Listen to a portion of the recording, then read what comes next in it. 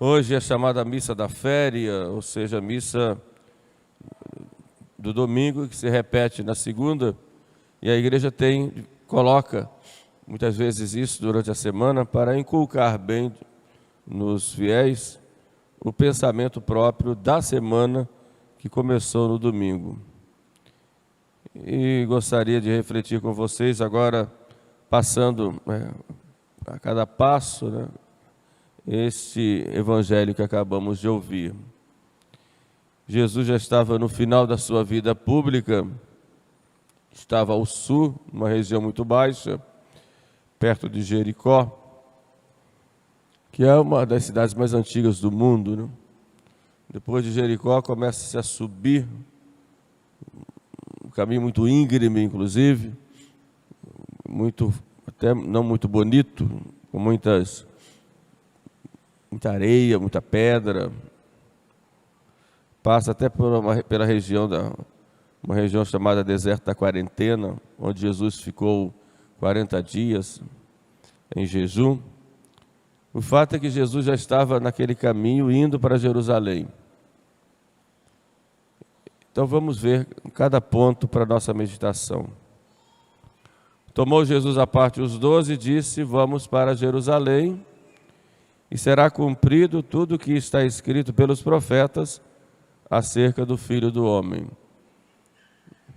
O Antigo Testamento já tinha falado o que iria acontecer com Jesus, e dentre os profetas do Antigo Testamento destaca-se a figura de Isaías, que é o grande profeta do Antigo Testamento, que fala muito sobre a vida de Cristo, sobretudo sobre o seu sofrimento.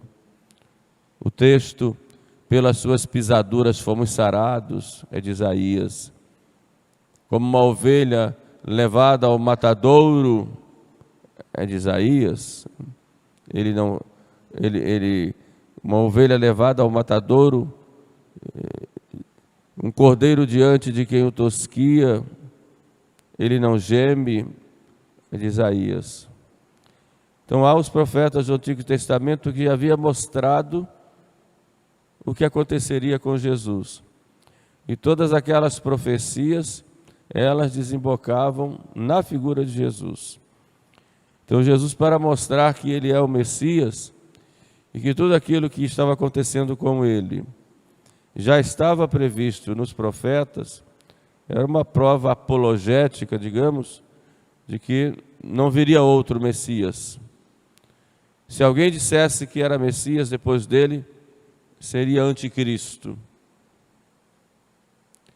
Tudo será cumprido conforme foi dito acerca do Filho do Homem pelos profetas. Mas o ponto máximo que vai ser cumprido, e que foi cumprido, está no versículo seguinte: pois será entregue aos gentios e será escarnecido, açoitado e cuspido. E depois de o açoitarem, o matarão. Era a predição da paixão. E é significativo Jesus dizer: vai ser entregue, ou seja, os judeus vão entregá-lo aos gentios, aos pagãos. O que será mais humilhante ainda, porque Jesus, sendo filho de Deus e nascendo do povo escolhido, vai ser agora entregue pelo povo escolhido aos gentios, aos pagãos que adoravam falsos deuses. Ou seja, aqueles que adoravam o verdadeiro Deus vão entregar Jesus a quem adora o diabo. Na história, isso pode se repetir se nós não temos cuidado. A igreja, muitas vezes, nas suas crises, ela sofreu grande perseguição por parte dos pagãos. As primeiras perseguições começaram por parte dos judeus e depois por parte dos pagãos. Hoje a igreja também é perseguida por dentro, por muitos católicos que não dão bom exemplo ou que pregam doutrinas contrárias à doutrina de Cristo, mas também somos perseguidos pelos pagãos. É a história se repetindo. Somos entregues aos pagãos para que os pagãos nos maltratem. O problema maior é quem entrega. Hoje se fala muito em diálogo interreligioso, que é importante e sempre aconteceu na igreja. E um dos frutos dos tempos modernos é esse diálogo, que é necessário como um começo para a evangelização. É claro, eu gosto muito de citar o exemplo dos missionários aqui no Brasil, que vieram e tiveram contato com os índios, que eram pagãos. Mas esse contato começa com um diálogo, para conhecer o outro, para ouvir o outro. Mas esse diálogo não pode parar no diálogo, ele tem que ir à evangelização. Então, um diálogo com um budista, por exemplo, vai conhecê-lo, vai ver quais foram as sementes do Evangelho que o Espírito Santo já colocou lá na cultura dele, mas não para dizer que ele deve ser um bom budista, ou um bom muçulmano, e não precisa fazer mais nada. Mas esse diálogo deve levá-lo a apresentar o próprio Cristo, o próprio Jesus, que é o Salvador. Buda não salva, Maomé não salva, Confúcio não salva. Nas religiões de matriz africana, Oxalá não salva.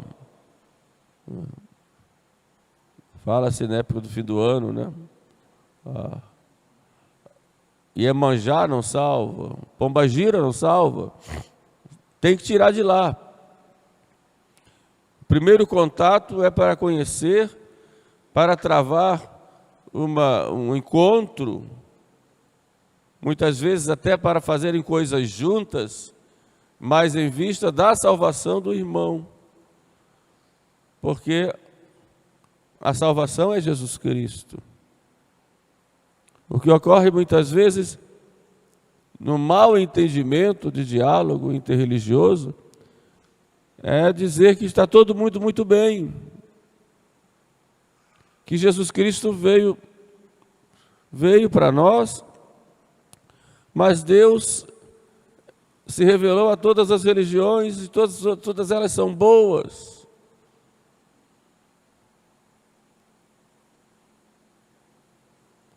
O movimento ecumênico hoje, que deve buscar aquele desejo de Cristo, que todos sejam um, como eu e tu, ó Pai, somos um, e que haverá um só rebanho e um só pastor. A própria doutrina da igreja mostra que fora dos limites da igreja, os chamados irmãos separados ou protestantes, tem sementes do Evangelho, porque há coisas em comum, é claro. A Sagrada Escritura é o batismo de muitos grupos fora da igreja é válido, em alguns, pelo menos.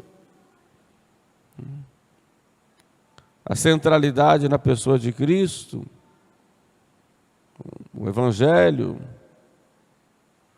Porém, todos esses elementos que há nesses grupos ou nessas igrejas separadas são apenas elementos, porque a plenitude está na Igreja Católica. E esses elementos, estou repetindo aqui a doutrina da igreja, eles como que impulsionam para a plenitude que é a Igreja Católica. Por isso todo o movimento ecumênico começa com um diálogo do que nós temos em comum, até para fazermos algumas coisas juntos, porém, devem impulsionar para a unidade católica. porque fora da igreja não há salvação. Então, quando o Espírito Santo foi lá, seja na cultura pagã, seja no protestantismo ou na igreja ortodoxa, que tem elementos católicos, isso não é para que eles continuem lá, mas para que o diálogo os traga, porque tudo aquilo que está lá impulsiona para a unidade. E quando Cristo quer a unidade, que todos sejam um, como eu e tu, ó Pai, somos um, não significa que vamos fazer um panteão de religiões e cada um na sua, ou uma salada de frutas, mas é que haja unidade. E essa unidade é de doutrina, de culto e de governo. E no governo aqui na terra se centraliza na pessoa do Papa. Esse é o desejo querido de Cristo, porque o Papa é o doce Cristo aqui na terra. Como diz Santa Catarina de Sena, é o vigário de Cristo. Isso muitas vezes por conta de um ecumenismo mal entendido ou romântico, ou sentimental, não racional, mas sentimental, se pisa na fé e se esquece de que a unidade, ela não é uma unidade sentimental, é uma unidade doutrinária, de regime, de pastoreio e de culto. E nós vemos então que Jesus é entregue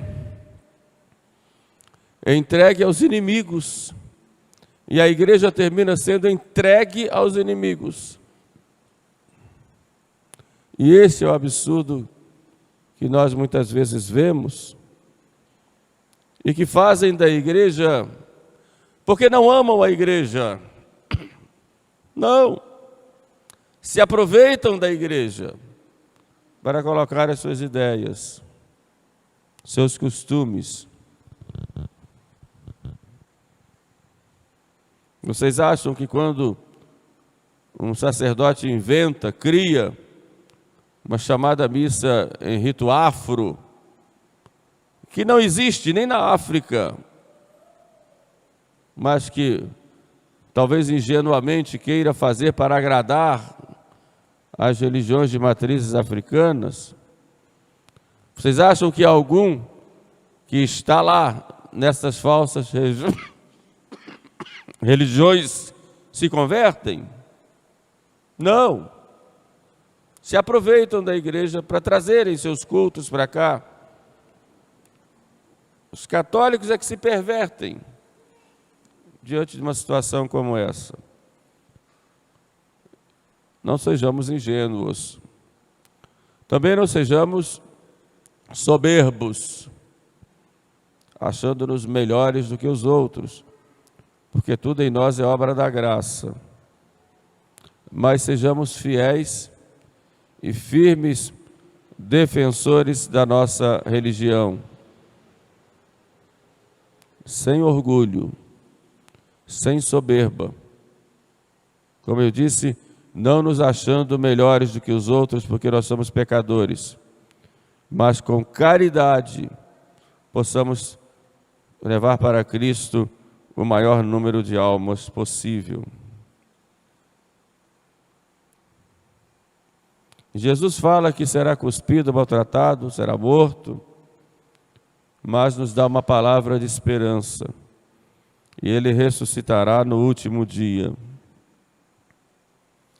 Mas nada disso os apóstolos compreenderam.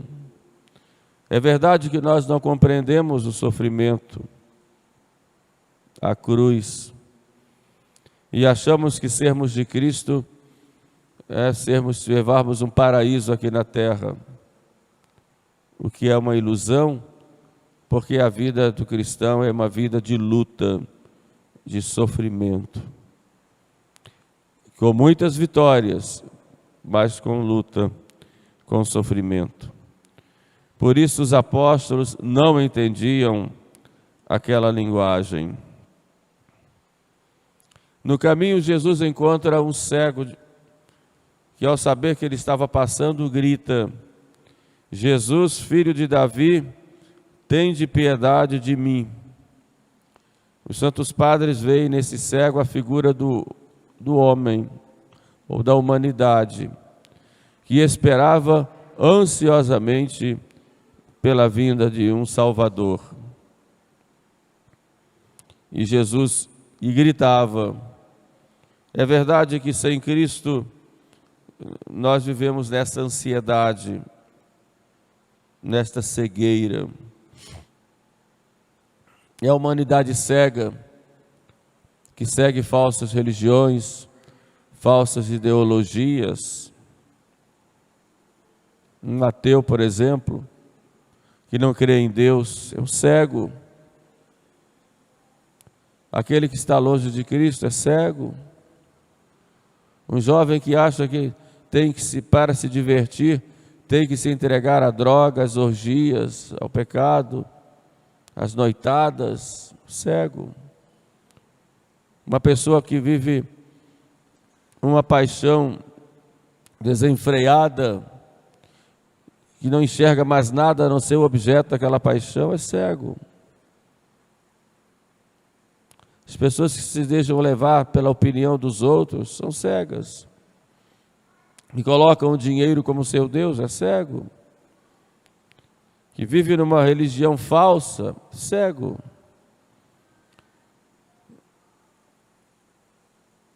Às vezes nós perguntamos, por que Jesus chega para ele e diz que queres que eu te faça? Será que Jesus não sabia o que ele queria? Sabia. E sabe o que nós queremos e o que nós precisamos. Mas por que Jesus nos pergunta? Porque Ele quer que nós tenhamos a humildade de reconhecer que nós não somos nada e que nós precisamos dEle. Por isso a necessidade da oração humilde e dizer: Senhor, Tu sabes do que eu preciso, mas eu te peço com humildade, sabendo que eu não posso nada. E quando nós respondemos com humildade, como disse aquele cego, Senhor, que eu veja, Jesus diz: vê. E não só deu para ele a cura dos olhos, vê, a tua fé te salvou. Aquela cena deve ter sido muito bonita, porque quando aquele homem abre os olhos, a primeira pessoa que ele contempla é Jesus. Por isso ele se encontrou com Jesus. Sua fé salvou, porque ele confiou e se entregou. E Jesus deu-lhe o prêmio, se encontrar com ele.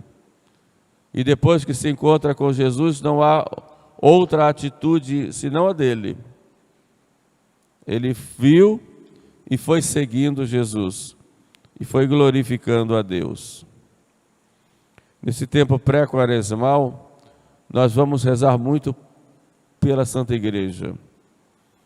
Pela Santa Igreja que passa hoje uma crise muito grande, e que também está infiltrada por muitos inimigos, perseguida por fora, perseguida por dentro. Mas os piores inimigos não são só aqueles que ensinam heresias dentro da igreja, isso não é segredo para ninguém. Porém, nós devemos buscar a santidade, porque se não buscamos a santidade, nós também nos tornamos inimigos da igreja. Por outro lado, a igreja é divina e é constituída por Cristo com uma ordem, e essa ordem interior da igreja deve ser seguida no respeito, no amor às nossas autoridades e na obediência a tudo aquilo que está de acordo com a vontade de Deus. Louvado seja nosso Senhor Jesus Cristo.